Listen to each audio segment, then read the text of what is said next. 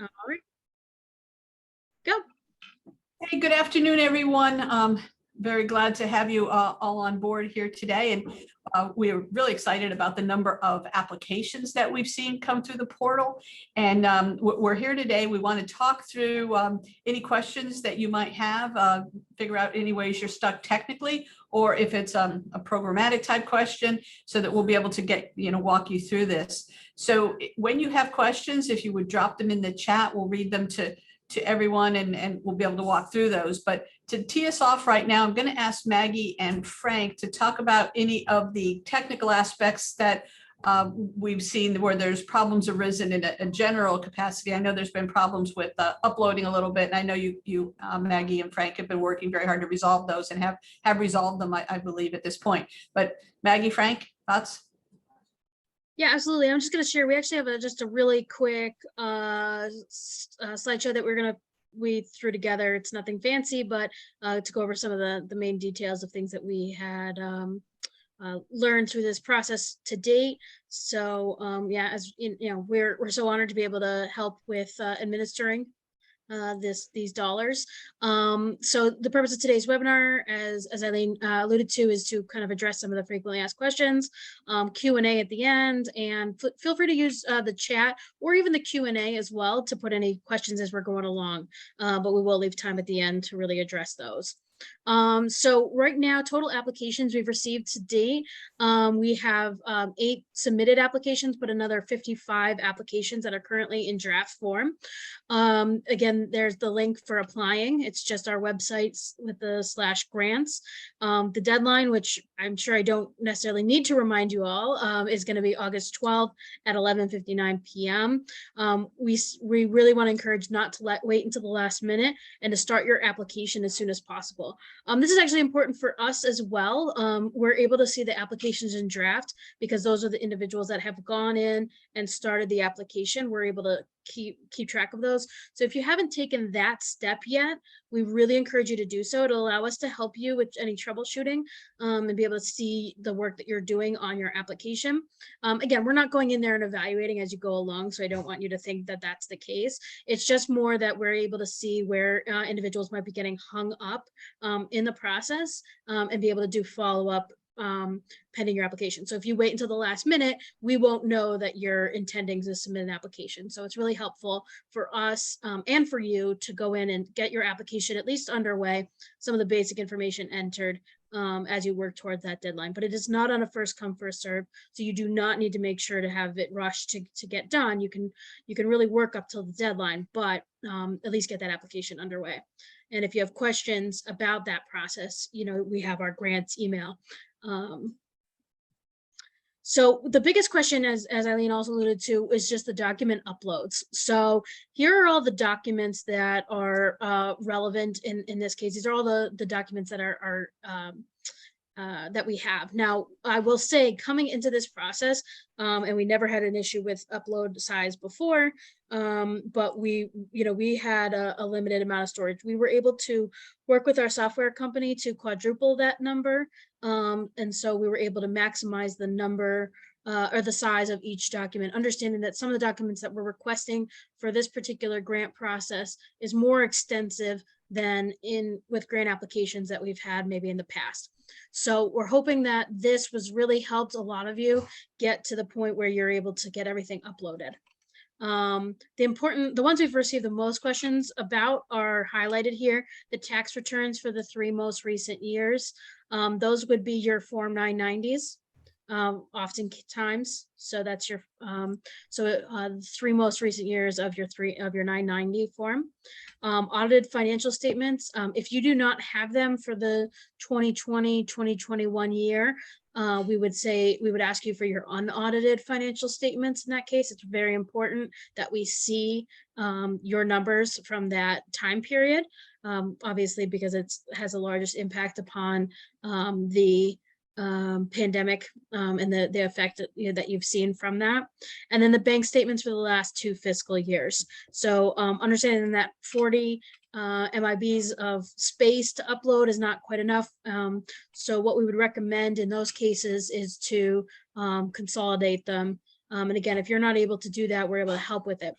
only one file can be uploaded for each section. Unfortunately, that's a limitation of our system. It doesn't allow multiple files for each question.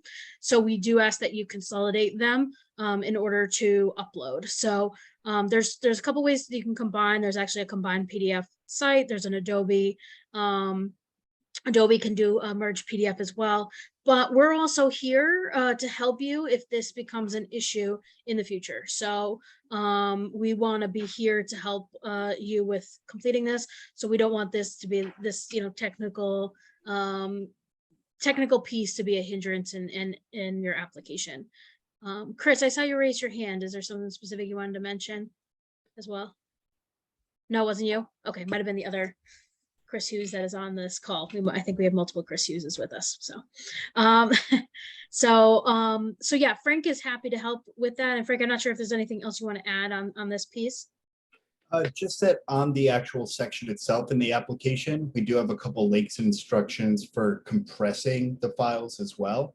If the PDF is larger than the 40 limit, then it's called zipping it, and that'll condense it a little bit, make it a little bit smaller. But again, if you're having trouble with that, as well as getting everything into one PDF, you can reach out to me at the email address listed there. And Frank, this is Eileen. We do have a question related to this in the chat, that they have a document that would be 450 to 500 pages in size, asking if that would fit. Should they just reach out to you directly to work through that? Yeah, that's pretty large. So yeah, reach out to me with that and I'll be able to assist them one-on-one.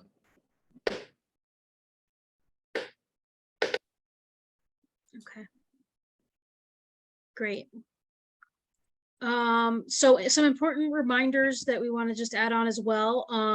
Reminder that these grants are reimbursable, meaning that we're going to have the invoices or bank statements, past due bills to help pay out this at the end of the day. So the dollar amount that you're applying for should match up to receipts, invoices and statements that you're able to submit to us. Another important piece that's come up quite a bit is that applicants requesting under 50,000 do not need to provide a SAM ID number. We would ask that you would, if you have it, to include it either way, but it's not a requirement if your request is under 50. If your request is at 50 or over 50, you have to provide a SAM.gov ID. I know that some people are having challenges with accessing this. It is a free process. The entire process is free. Unfortunately, there's a lot of third-party services out there that try to help charge for this. It's not necessary. Now, whether or not they actually help more is probably questionable, but it is a completely free process. I know it's not necessarily the easiest process, but it is completely free, and there is resources available to help with that. But you can also kind of avoid having to go through that if your request is under 50.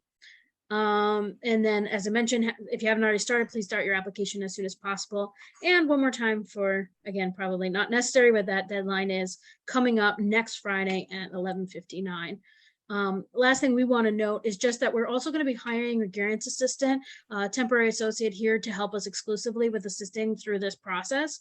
And so they'll be helping us with the evaluation stage, as well as any follow-ups needed. So we should have an announcement about this individual starting within the next few business days. And so just keep an eye out that you might be hearing from a new individual here at the foundation that's going to be helping with this process. So that's everything that we had marked down that we wanted to cover, but certainly other things that need to be covered, and continue to please use the Q&A or the chat to enter any questions that you might have.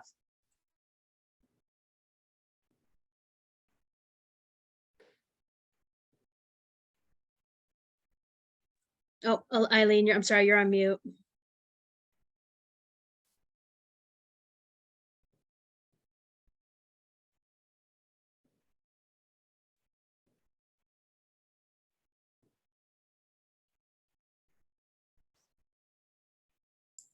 Minor challenge.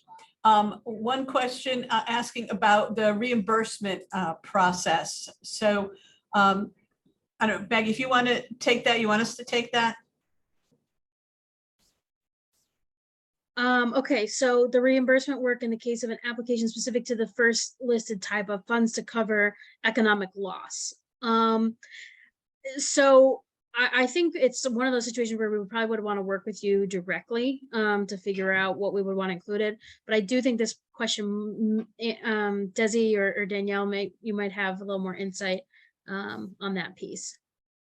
Yeah, we can definitely help here. So in terms of specifically the funds to cover COVID-19 related economic losses, for us, thinking about nonprofits and what it is you guys do, we understand that a lot of your funding comes from things like fundraising events or donations or a combination of those types of things.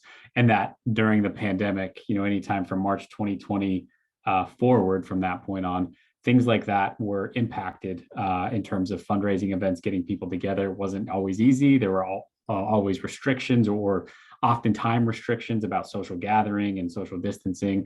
Some of those things may have impacted your fundraising events or ability to, garner money from those types of things. In terms of donations, another way that we've seen folks impacted is, some of your lists of donors that would typically donate over the course of a year, based on their own financial situations or their impacts from the pandemic, they may have had limited assistance that they could provide for that year or no assistance at all. So it could be a running tabulation of those types of fundraising events, donations, things like that, that you were projecting to receive either in the year 2020, 2021, 2022, that may have been impacted. Maybe you saw less, maybe you saw half, maybe you saw none. But just putting together a summary of what those projections were and then ultimately what you received during those years, that would be a good way to kind of tell that story of that COVID-19 impact. Yes, perfect. And then just like an example of a document that could be uploaded to show that loss would be, in my experience, I've looked at calendars before that say canceled, canceled, canceled with, a little written note explaining in more detail what those would have brought in, or, of course, like Desi said, the projection numbers. Anything that can show that something was canceled, that you would have, this is what we made last year, but we didn't get to have it this year. And literally anything that can show loss is pretty much looked at by a case on case basis. Okay, I think you answered the question here to show loss for COVID. Can we show our projected budget versus actual revenue and expenses? And that's what you were just discussing there. So to show that something was typically held in the past and it couldn't have been held during the time of COVID. There's a question up here. We wish to request grants for two separate items, one being HVAC, the other being another project. Should they do two separate applications or combine into one? Given the fact that one is HVAC, I think they should put those into two different applications. What time frame is eligible for the grant funding? So this would be, Desi, costs incurred after March of 2020? Correct. Yep, correct. It's I think it's technically March 3rd, 2020. Yep. Perfect. Looks like we're already starting to answer a lot of questions. So please keep them coming because we want to use this opportunity to get your questions answered in advance of the deadline. All right. Are we able to apply for equipment needed to better monitor our staff and visitors to our personal care home? We need to make sure that we relate this back to the need caused by the pandemic. So it would be, in particular on this one in your response there and how you're able to relate it to the COVID pandemic. Yes, always try to tie it directly back to COVID. Sorry, Chris. No, you're good. I just thought there's a couple of questions that we've answered in the chat, but they might not be visible to folks viewing the recording. Do we just want to review those very briefly while some other questions come in? Sure. Hang on, the two more questions just popped up here. Maggie, this would be a good one for you. Where should I upload our budget info? There is a section in the application, detailed itemized budget. That would be, I believe, where that would get uploaded. All right. If we receive PPP loans or other funding, are we still eligible for the grant? Yes, you are, but you cannot use this grant funding to fund whatever you had funded the PPP loans or other funding for. You can't duplicate funding on anything. And I did update the settings so that you can, attendees are able to view all questions and you can upvote or comment as well. So this way you have a little more interactivity with those questions. You can see those.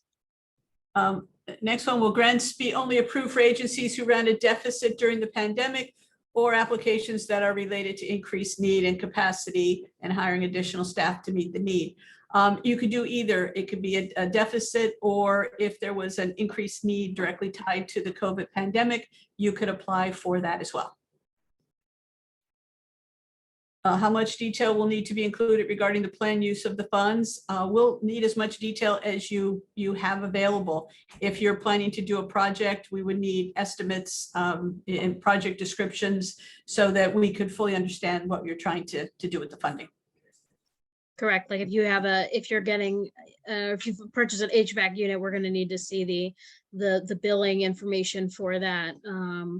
You know, if we're going to actually have to see the documentation in order to approve payment. If we use another grant to cover the cost of COVID expenses, such as laptops, can we still submit those expenditures and release the previous grant funds back to the budget? Well, it would be a definite no if you had used PPP or any of those other identified. I'm not sure the source of this funding. Joseph, Desi, any thoughts on that one? So we would not be able to you have what they call duplication of benefit, where two sources of federal funding are going towards the same items. So if it was a federal source of funds that had previously paid for those, that would be impermissible per the ARPA guidelines from Treasury. Yeah, I think if it was state funding or some other type of funding, that may need to be handled on a case-by-case basis, and we'll need a little bit more information on those specific instances. She put another comment in there saying it was a capital expenditures grant. Was that from the American Rescue Plan capital program? It was a private Margulies charitable trust fund. Yeah, that may just be one that we'll need to kind of look at on a individual basis then. You know, again, really the guidelines from the federal government to state, we wouldn't be able to duplicate funding from two federal sources on those. So we'll need a little bit more information on that one. If And I it's an would say, instance of like a general donation that came in, you know, that they use that rather than operating funds, but it's not, you know, any money that was specifically for that purpose, then that would be acceptable, correct? Per federal regulations, yes, that would be correct. There's been several questions on here clarifying the licenses needed for county or city. These would only be if there was an applicable license in the county or city. You would already have that, such as if you were personal care home, you're licensed in the city, and I'm not sure if you're licensed in the county. So there's examples of that out there. There's nothing you need to obtain. You either have it at this point or it's not required. A nonprofit can be newer, needing to prove existence as the middle of last year. I think for this one, Eileen, per the guideline, we were just looking for nonprofits that have been operating a minimum of 6 months at the time of application. So beyond that is you know, anything older than that is obviously fine. Joseph, can we take a draft version of the 21,990?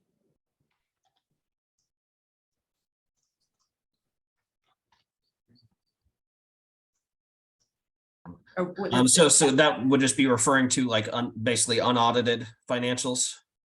That's my take on it. Yes. Yeah, if audited financials aren't available, then I believe we are looking at you know, accepting unaudited financials if those audited financials aren't available.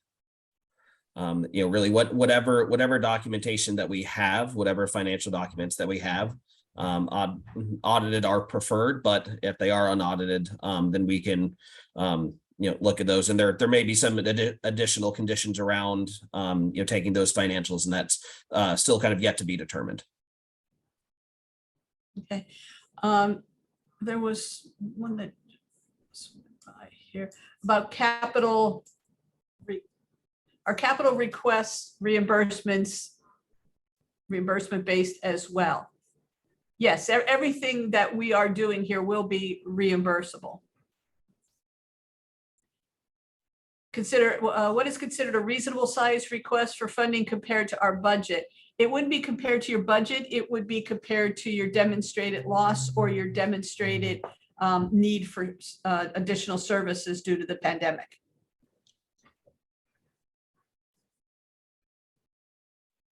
In regards to the bank statements, Joseph, do we need every bank statement for the last 2 years is the question.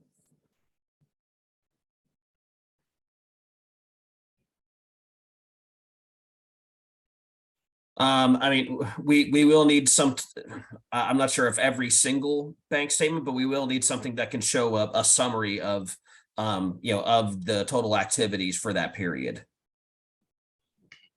Can we submit future invoices for this year that are COVID related, such as monthly invoices, cleaning supplies, masks, et cetera? Yeah, I would assume that would be fine with us.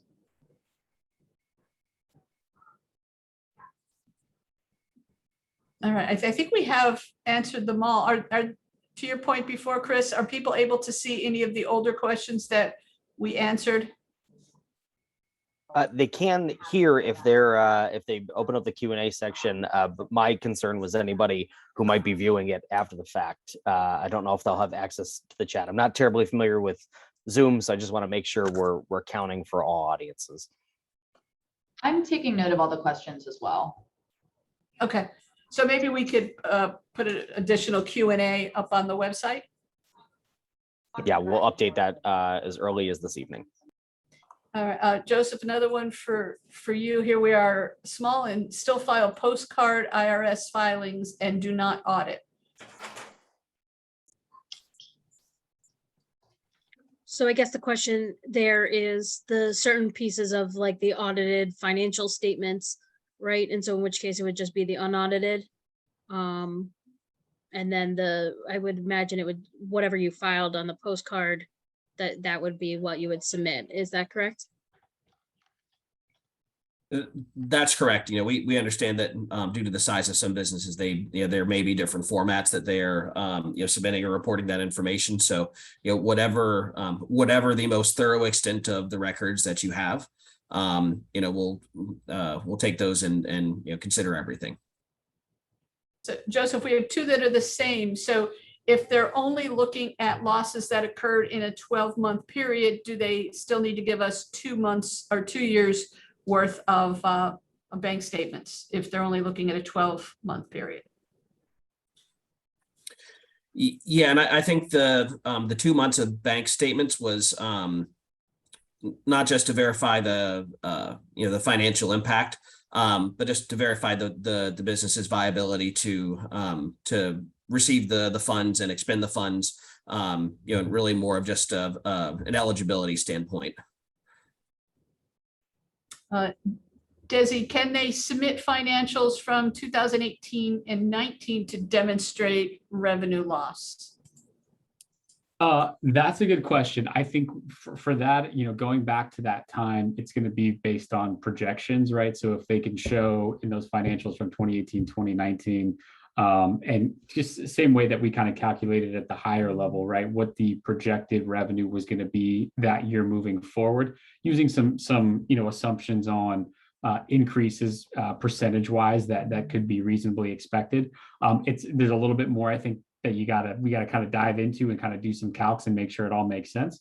But if that's the latest that you have, and you still want to submit, definitely submit it and put that in the narrative, and we'll review it. Okay, can I just clarify that 990s are sufficient and we do not also need to submit tax returns, which they do not have. And that is correct. You are good with your 990s. Deadline for the money to be spent. So we're looking for you to have your money substantially spent by September of next year of 2023, or a direct plan forward, but we will need it exhausted by the end of 24 is what we have in the guidance. Last year, the county awarded COVID funds based on the size of the nonprofit. Would those funds be subtracted from the potential award size of this grant? No, but we can't have, as we talked about earlier, a duplication of spending, but one would not relate to the other as long as we're not duplicating what we're covering the costs of. What does the certified statement need to look at that's supposed to accompany the financial statements? Joseph or Desi?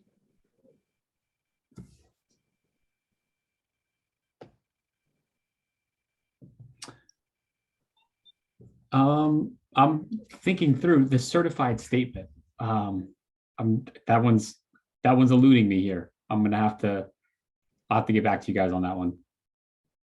Okay. Are you granting partial amounts? Meaning if, for example, they asked for $20,000 and it's determined that we were only showing a $10,000 loss, is that possible? Yes. We will only be able to give you what you could demonstrate your losses or a financial impact going forward for increase of your services. So even if you asked for 50,000, but you could only demonstrate 10 or 20, that's what we'll award. If there's future questions you all have after we submit, will we be able to revise after August 12th, I'm assuming. If we need clarification, yes, we will reach out to you for clarification. You won't be able to resubmit your application, but if we ask you questions, you'll be able to respond to them. So real quick, Eileen, jumping back to the certified statement question, I believe what that question was intended maybe to capture is that certified statement is needed from the president of your organization or treasurers, somebody of that status. If the audited financials are not available and you are providing the unaudited financials, we just need some kind of statement that we can rely upon those. They're accurate. That's really it. Okay. I believe we've gone, there's some more. If we cancel an annual fundraiser, do we show how much we made in previous years to show loss? Yes, that is correct. Can the funds be used to cover future COVID-related expenses that are different from the basis of the revenue loss? Yes, you can, as long as they are directly related back to expenses attached to COVID. I might have missed this. Was this one also answered? If there are further questions after we submit, will we be able to revise? Well, what I had said, Maggie, was if we have questions for the applicant, we will reach out and they'll be able to answer those questions. Yeah, I apologize for missing that. I had to step away for a second and just want to make sure. And I will mention that that's also where our new grant assistant will be able to help with that portion as well. So if there's new things that need to be uploaded or handled, that person will be able to assist with that.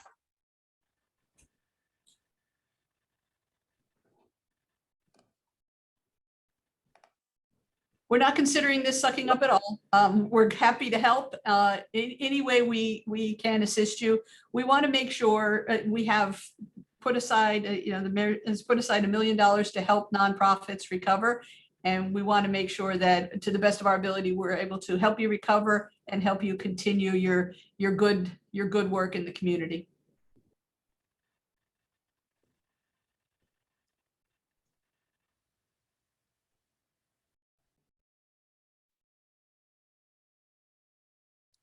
Well, Maggie, kudos to your grant platform.